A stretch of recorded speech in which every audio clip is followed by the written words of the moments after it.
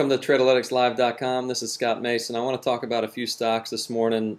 Two code reds that we put out, the S&P, and a stock that popped up on the radar on an intraday play, which is Pandora. All right, first one, let's look at Oracle here. You can see Oracle has this long extending ascending trend line. Put the code red out pre-market just in case. The futures are still down. The Dow at this time is down 64. The NASDAQ is down 20. So it's bouncing back off the lows just a little bit. But once we get a break below 31.46, we should start to see a little more volume come into this stock on this code red. I would be a short position holder on this one below that level. And then you can see the trend line right here. And let me just draw it out for you. Right below 31.06 gives us plenty of time to see if we're going to get a significant push in the market to the downside.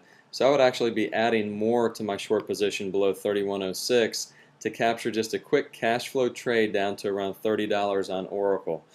Setting up nicely, just got to wait and be patient for a break of that trend line, make sure the volume is there. Certainly the market momentum is to the downside, so everything should fall into place once that does break. The next one that I got out is SPLS, Staples. I love these kind of descending trend line patterns. You can see right here, you have a gap down and then a series of days that the stock is extremely oversold. It's coming up to break that trend line. Buy triggers above 1092.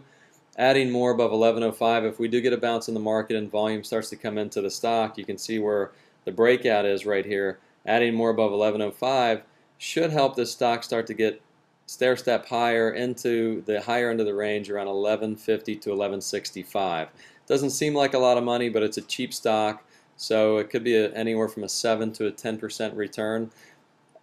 Maybe holding for a day to 3 days on SPLS. Keep a stop right around that 1070 area. So if it works, it should go. If it doesn't work, there's no sense of holding it.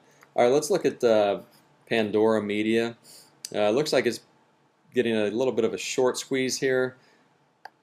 Bounced up. Right now it's currently trading at $12. I'm going to pull this up on a 15-minute time frame so we can see what it's doing.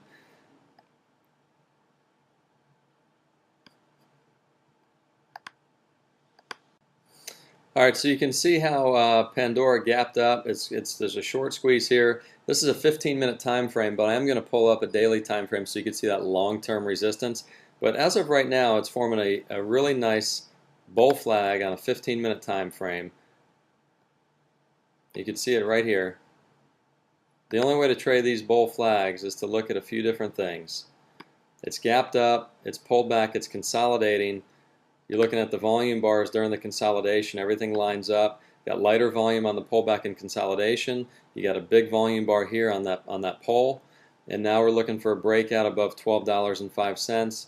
Getting back up to the highs. I would be adding more above 12.20. And then let's pull this up on a larger time frame so you can see the long-term resistance.